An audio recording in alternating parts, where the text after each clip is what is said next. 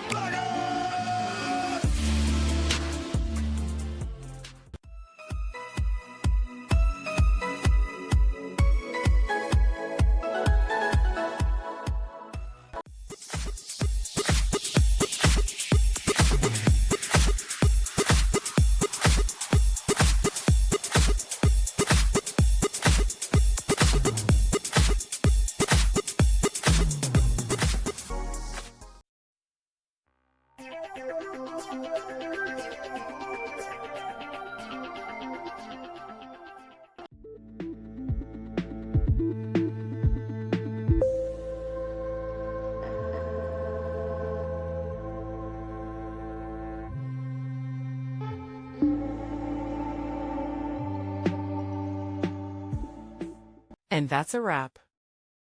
I hope you found the answer you were looking for. If you did, take a second to hit that subscribe button. It really helps out. And let me know in the comments which solution worked best for you. See you next time in the debug zone.